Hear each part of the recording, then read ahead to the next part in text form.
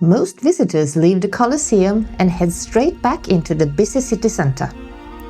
But just a short walk away, you'll find another part of ancient Rome that feels much more quiet: the Baths of Caracalla.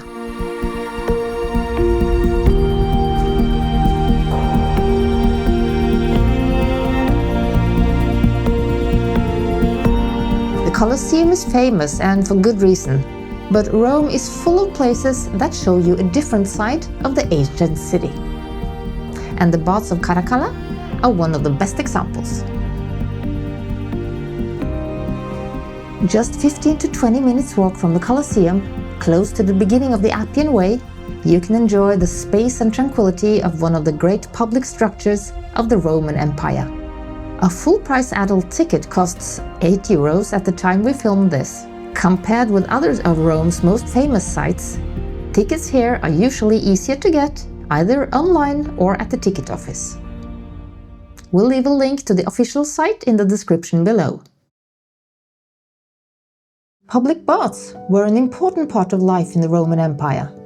They were not just places to wash. They were places to exercise, rest, meet people, talk, read, and spend time away from the noise of the city. The Baths of Caracalla were built under Emperor Caracalla in the early 3rd century AD. Works began around 212 AD, and the complex was completed a few years later. At its height, it covered 120,000 square meters and could accommodate around 1,600 people at a time. A Roman bath visit usually moved through different spaces: the caldarium, the hot room; the tepidarium, the warm room; the frigidarium, the cold room; and finally the natatio, a large open-air swimming pool. There were also areas for exercise, relaxation, conversation and games, and gardens too. And a fun fact, you might have seen a little part of the Baths of Caracalla without even knowing it.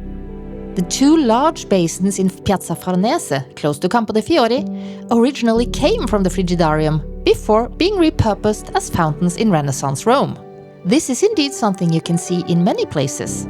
How the ancient Rome was often taken apart, moved around, and given a new life elsewhere in the city. So this was not just a bathhouse. It was closer to a public leisure complex. This is not a reconstructed site. You're walking through the ruins, and you will get a real feel of how large this place once was.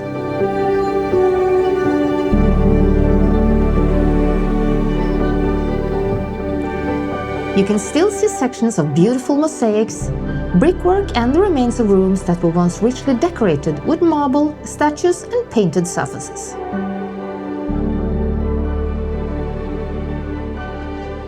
Beneath the visible ruins, there was also a working world of tunnels and service areas. These spaces helped support the baths above, with heating, water, storage, and the practical systems needed to keep a place like this running.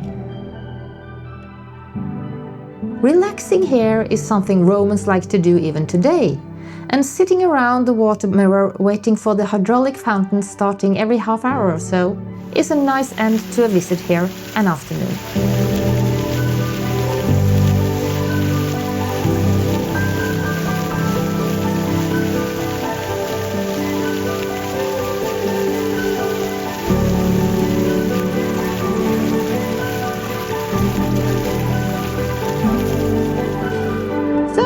If you have visited the Colosseum and want to see another side of ancient Rome, keep walking.